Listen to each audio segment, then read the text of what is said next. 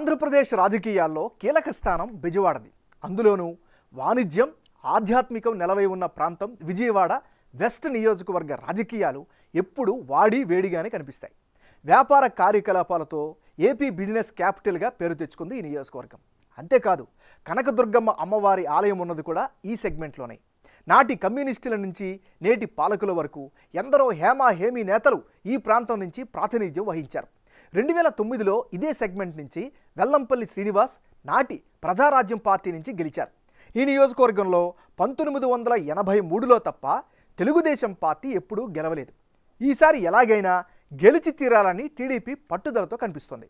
అదే సమయంలో మరోసారి ఈ నియోజకవర్గంలో ఎట్టి పరిస్థితుల్లో ఎగిరేది వైసీపీ జెండానే అంటోంది అధికార పక్షం. మరి విజయవాడ వెస్ట్ అసెంబ్లీ నియోజకవర్గం ఓటర్ నాడి ఎలా ఉందో తెలుసుకునే ముందు 2019 అసెంబ్లీ ఫలితాలను ఒకసారి చూద్దాం. 2019 ఎన్నికల్లో వెల్లంపల్లి శ్రీనివాస్ వర్సెస్ షబ్నా ముస్రత్ వీరిద్దరి మధ్య పోటీ జరిగింది. ఆ ఎన్నికల్లో వైసీపీకి అనుకూలంగా 38%, తెలుగుదేశం పార్టీకి 33%, జనసేన పార్టీకి 15%, ఇతరులకు 14% ఓట్లు పోలయ్యాయి. అంటే 2019 ఎన్నికల్లో విజయవాడ వెస్ట్ నుంచి వైసీపీ అభ్యర్థిగా పోటీ చేసిన వెల్లంపల్లి శ్రీనివాస్ గెలిచారు. మొత్తం 38% ఓట్లు రాబట్టగలిగారు. అటువైపు తెలుగుదేశం పార్టీ నుంచి పోటీ చేసిన జలీల్ ఖాన్ కుమార్తె షబ్నా ముస్రత్ 33% ఓట్లు సాధించగలిగారు. తండ్రిపై జనంలో ఉన్న నెగిటివిటీ ఆ ఎన్నికల్లో టీడీపీ అభ్యర్థిపై పడింది. జలీల్ ఖాన్ పార్టీలు మారడం కూడా మైనస్ అయ్యింది. అటు జనసేన నుంచి పోటీ చేసిన పోతిన మహేష్ 15% ఓట్లు రాబట్టారు. ఈ సెగ్మెంట్లో నగర కమ్యూనిటీ ప్రజలు ఎక్కువ సంఖ్యలో ఉంటారు. సో ఆ ఓట్లను పోతిని మహేష్ బాగానే రాబట్టగలిగారు. ఇతరులకు 14% ఓట్లు పోలయ్యాయి. మరి ఈసారి ఎన్నికల్లో విజయవాడ వెస్ట్ సెగ్మెంట్లో రాజకీయం ఎలా ఉండబోతుందో big TV exclusive detailed election సర్వేలో వెల్లడైన అభిప్రాయాలను ఇప్పుడు పరిశీలిద్దాం. అభ్యర్థుల వారీగా ఎవరి బలాలు బలహీనతలు ఎలా ఉన్నాయో పరిశీలిద్దాం. ముందుగా వైసీపీ అభ్యర్థి షేక్ ఆసిఫ్కి అనుకూలమైనటువంటి అంశాలు ఏమిటి?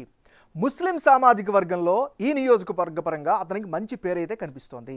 మరోవైపు పార్టీలో యాక్టివ్గా ఉంటున్నారు, కార్యక్రమాల్లో పాల్గొంటున్నారు. ఇది రాజకీయంగా కలిసొచ్చే అంశం. పార్టీ కార్యక్రమాలైన గడప గడపకు పూర్తి చేయడం కూడా ఈయనకి పార్టీ పరంగా మంచి అండదండలు లభించాయి. ఇక కృష్ణానదిపై రిటైనింగ్ వాల్ నిర్మాణం పూర్తవడం కూడా ఈ నియోజకవర్గ పరంగా ఈయనకి కలిసొచ్చే అంశం. ధోబీ ఘాట్స్ నిర్మాణం కూడా జరిగింది. ఏళ్లకేళ్లు పెండింగ్లో ఉన్న కనకదుర్గ ఫ్లైఓవర్ కూడా ఈ టర్మ్లో పూర్తవడం ఈయనకి ఖచ్చితంగా రాజకీయంగా కలిసి వచ్చేటువంటి అంశం. మరి షేక్ ఆసిఫ్కి మైనస్ అయ్యేటటువంటి అంశాలు ఏమిటి? నియోజకవర్గంలో తీవ్రమైనటువంటి నీటి కొరత ఉంది.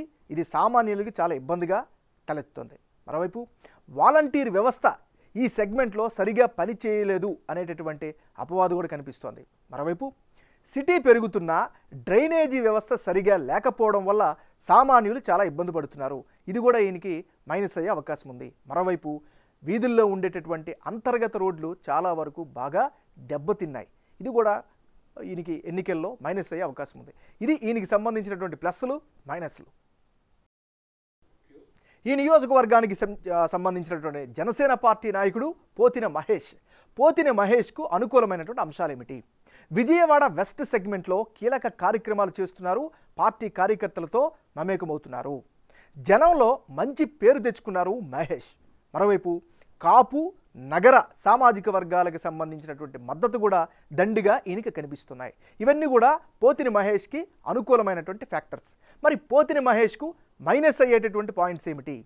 వైసీపీ అభ్యర్థిని ఏ మేరకు ఢీ కొడతారు అనేటటువంటి అనుమానం అయితే పలు వర్గాల్లో కనిపిస్తోంది. ఇది ఈయనకి సంబంధించినటువంటి ప్లస్లు మైనస్లు. ఈ నియోజకవర్గం నుంచి తెలుగుదేశం పార్టీ నుంచి ఆశావాహుల సంఖ్య చాలా ఎక్కువగానే కనిపిస్తోంది. ముఖ్యంగా నాగుల్ మీరా, బుద్ధా వెంకన్న, జలీల్ ఖాన్, ఎంఎస్ బేగ్ ఇలా రకరకాల మంది వారి యొక్క ప్రయత్నాలు చేస్తున్నారు. బట్ అల్టిమేట్గా టికెట్ ఎవరికి దక్కుతుంది అనేది వేచి చూడాలి. బట్ ఓవరాల్గా పార్టీ పరంగా ఇక్కడ అనుకూలమైనటువంటి అంశాలు ఏంటో పరిశీలిస్తే విజయవాడ వెస్ట్లో తెలుగుదేశం పార్టీకి సంబంధించినంత వరకు ఉండేటువంటి అనుకూల అంశాలు పరిశీలిస్తే విజయవాడ వెస్ట్లో వరుసగా ఓడిపోతున్నటువంటి సానుభూతి ఈయనకి ఖచ్చితంగా ప్రధానమైనటువంటి ప్లస్గా చెప్పుకోవచ్చు. మరి తెలుగుదేశం పార్టీకి ఉండేటటువంటి మైనస్ పాయింట్ ఏంటి అంటే వ్యతిరేకమైనటువంటి అంశాలు ఏంటి అని కనుక పరిశీలిస్తే టిక్కెట్కు పోటీలో 4 లీడర్లు ఉండడమే ప్రధానమైనటువంటి తలనొప్పిగా చెప్పుకోవచ్చు. ఒకరికి ఇస్తే మిగతా వారు సహకరిస్తారా లేదా అనేటటువంటి అనుమానం నియోజకవర్గంతో పాటు సొంత పార్టీలో కూడా కనిపిస్తోంది. మరోవైపు పొత్తులో భాగంగా జనసేనకు టికెట్ ఇస్తే పార్టీ సహకరిస్తుందా లేదా అనేది కూడా ఒక పెద్ద ప్రశ్నగా తలెత్తుతుంది. ఇది ఈ నియోజకవర్గానికి సంబంధించి తెలుగుదేశం పార్టీకి సంబంధించినటువంటి గ్రౌండ్ రియాలిటీ. ఈ నియోజకవర్గంలో కులాల వారీగా ఉండేటటువంటి ఈక్వేషన్స్ ఎలా ఉన్నాయి, ఏ కులం ఏ పార్టీకి ఏ స్థాయిలో మద్దతు ఇస్తున్నారు కనుక పరిశీలిస్తే ఈ నియోజకవర్గంలో ముస్లింలు 15% మంది నివసిస్తున్నారు. నాగర సామాజిక వర్గం 12% మంది ఉంటే ఎస్సీలు 15%, వైశ్యులు 10%, కాపులు 10%, గౌడు కులస్తులు 7% మంది నివసిస్తున్నారు. విజయవాడ వెస్ట్లో ముస్లిం కమ్యూనిటీ జనాభా అధికంగా ఉంది. వీరిలో 55% మంది వైఎస్ఆర్ కాంగ్రెస్ పార్టీకి, 35% తెలుగుదేశం పార్టీకి, 10% ఇతరులకు మద్దతిస్తామని బిగ్ టీవీ సర్వేలో తమ అభిప్రాయంగా చెప్పారు.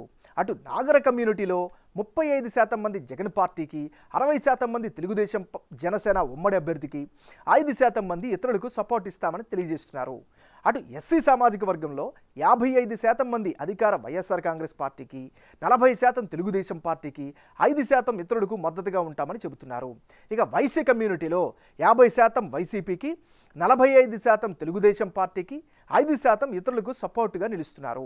ఇక కాపు సామాజిక వర్గంలో 45% మంది జగన్ పార్టీకి, 50% మంది తెలుగుదేశం పార్టీకి, 5% ఇతరులకు మద్దతుగా నిలుస్తున్నారు.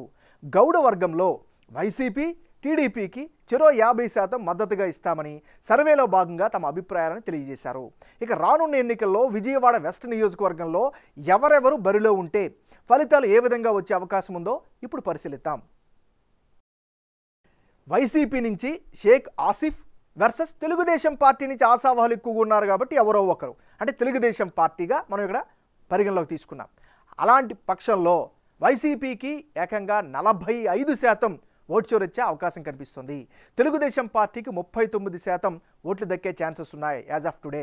ఇతరులకు 16% ఓట్లు పోలయ్యే ఛాన్సెస్ ఉన్నాయి. అంటే ఇప్పటికిప్పుడు ఎన్నికలు జరిగితే విజయవాడ వెస్ట్ నియోజకవర్గంలో వైఎస్ఆర్ కాంగ్రెస్ పార్టీకే గెలుపు అవకాశాలు ఎక్కువగా కనిపిస్తున్నాయి.